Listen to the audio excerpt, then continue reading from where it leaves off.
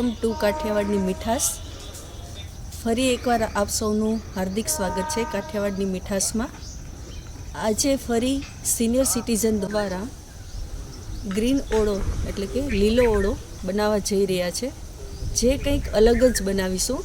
તેમાં આપણે બધા જ લીલા શાકભાજી એટલે કે લીલી ડુંગળી, લીલું લસણ, લીલા રીંગણાનો ઉપયોગ કરીશું અને તેમાં લીલા મરચાં, આદુ અને લીલું લસણ એનો પણ એમાં આપણે ઉપયોગ કરવા જઈ રહ્યા છીએ। તો ચાલો આપણે બનાવીએ લીલો ઓળો, જે સિનિયર સિટીઝન દ્વારા બનાવવામાં આવશે। તો તમે સૌ આનંદથી માણજો, આ રેસીપી ખાસ જોજો। ચલો સૌ પ્રથમ આપણે એમાં જે વસ્તુ બધી એડ કરવાની છે, લીલી ડુંગળી, લીલું લસણ, લીલા મરચાં, એને આપણે પહેલાં સ્વચ્છ પાણીથી ધોઈ નાખશું।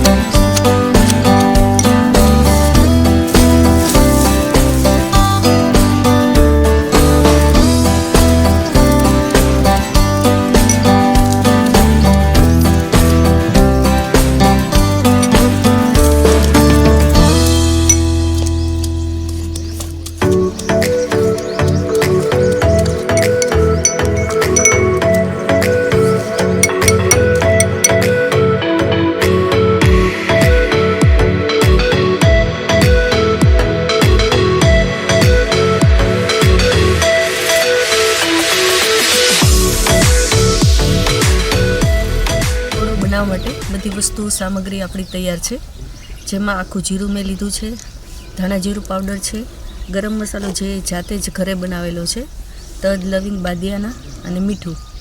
પછી આદુ, લસણ અને મરચાંની પેસ્ટ બનાવી છે, એ પણ આપણે લીલા ઓળા માટે જ આપણે કામ લાગશે।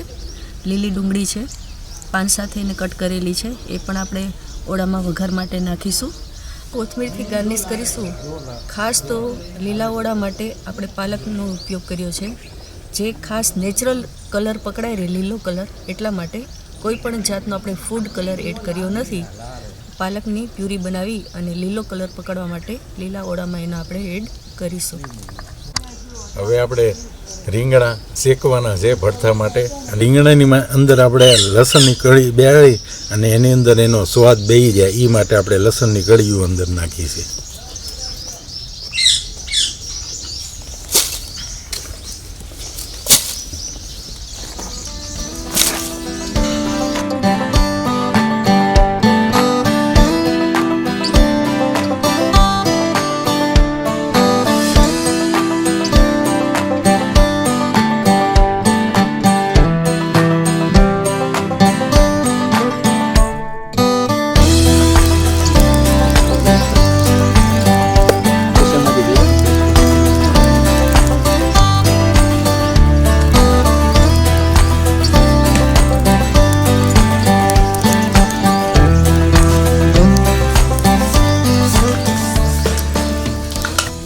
હવે રીંગણા શેકાઈ ગયા છે એટલે આપણે હવે એને કાઢી લેવાના થશે, બરોબર।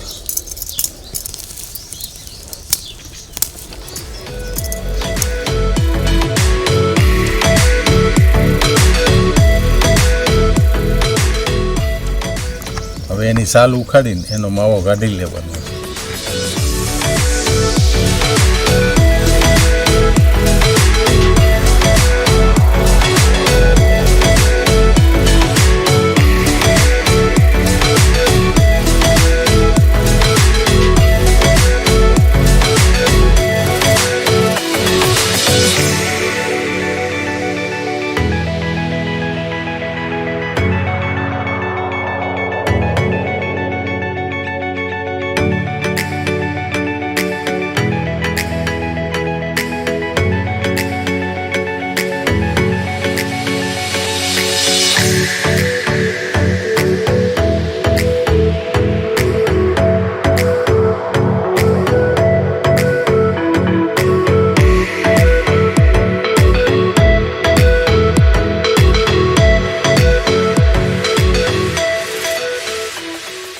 બનાવવા માટે રીંગણા પણ શેકી લીધા છે, સામગ્રી બધી તેમની તૈયાર કરી લીધી છે.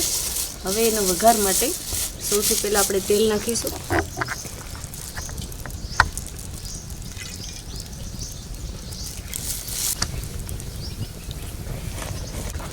તેલ ગરમ થઈ જાય એટલે આ આખું જીરું છે એ આપણે નાખીશું.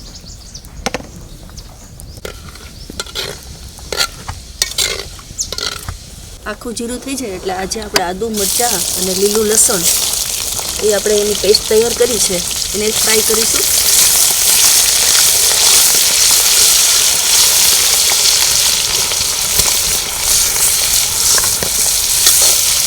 એ થોડું ફ્રાય થવા આવે એટલે આપણે જે લીલી ડુંગળી સમારીને રાખી છે એનો પેલો સફેદ આગળનો ભાગ છે એ આપણે નાખીશું.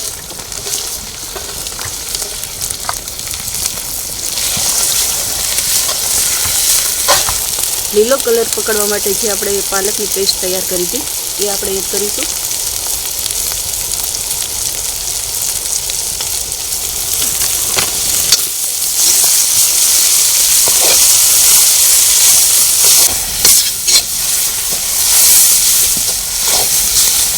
આ આખું આપણે ડુંગળી સાથેનું આખું શાક આપણું સતળાઈ ગયું છે લીલા ઓળા માટેનું. હવે એ પછી આપણે જે રીંગણા શેકીને એનો જે છૂંદો કર્યો છે એ આપણે એમાં નાખીશું.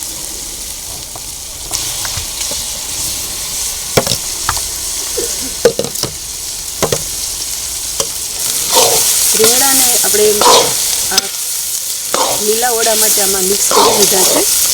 હવે જે સરખું મિક્સ થઈ જાય એટલે આપણે એને સતત હલાવતા રહીશું જેથી કરીને નીચે બેસી ન જાય.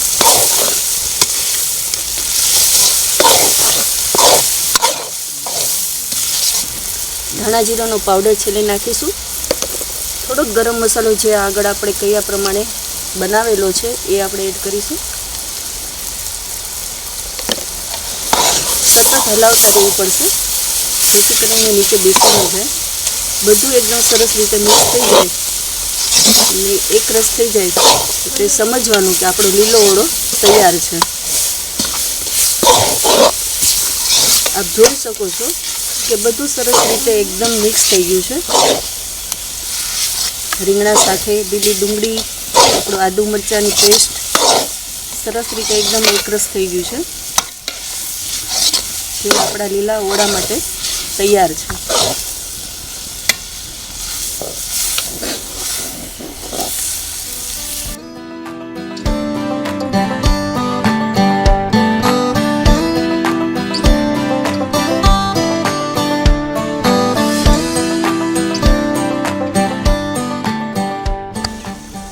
હવે આપણો ઓળો તૈયાર છે એટલે એને નીચે ઉતારી દઈએ. બરોબર.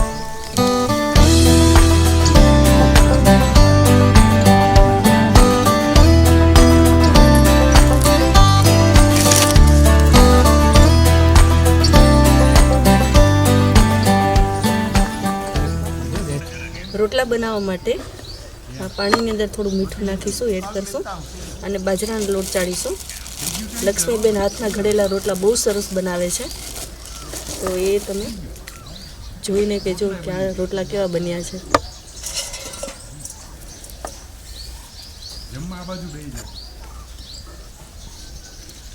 લોટને જેટલો વધારે મસળીશું એટલો રોટલો સોફ્ટ બનશે. હાથના ઘડેલા ચૂલા દ્વારા શેકાયેલા રોટલા બહુ મીઠા લાગે છે. લક્ષ્મીબેન સરસ મજાના બનાવે છે.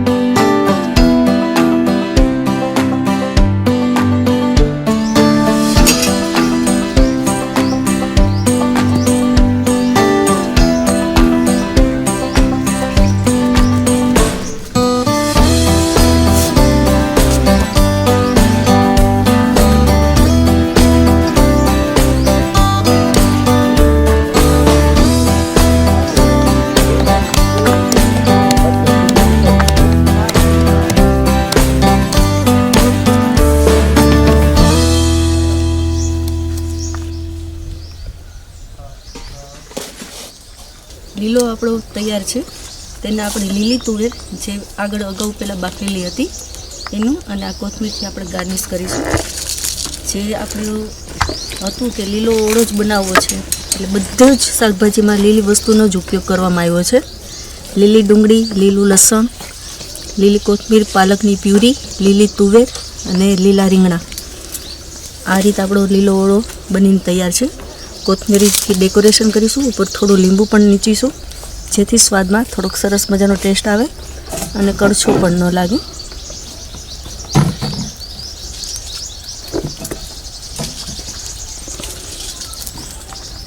આપણે સલાડમાં સૂકી ડુંગળીનો ઉપયોગ કર્યો છે, જેને ઉપરથી એની સ્કીન ઉતારી અને રાઉન્ડ શેપમાં કટ કરેલ છે. આ લીલી ડુંગળીના પાન છે, એને પણ થોડું ઉપરથી આપણે ગાર્નિશ કરીશું લીલા ઓળામાં. સાથે બાજરાના રોટલા અને છાશ. આ દેશી ખાણું સિનિયર સિટીઝન દ્વારા બનાવાયેલું તૈયાર છે, જેની અંદર આપણે પણ ઘી લગાવીશું. ગરમ ગરમ ઘી લગાવી લીલા ઓળા સાથે ખાવાની ખૂબ જ મજા આવે છે. આ રીતે અંદરના ભાગમાં અને ઉપરના ભાગમાં ઘી પણ લગાવ્યું છે. સાથે ગોળનો પણ યુઝ કરીશું. આ રીતે સિનિયર સિટીઝન દ્વારા બનાવાયેલું લીલો ઓળો, બાજરીના રોટલા અને છાશ રેડી છે. આ રેસીપી આપ સૌને જો ગમી હોય તો અમારી ચેનલને લાઈક કરજો અને સબસ્ક્રાઈબ કરજો. Thank you.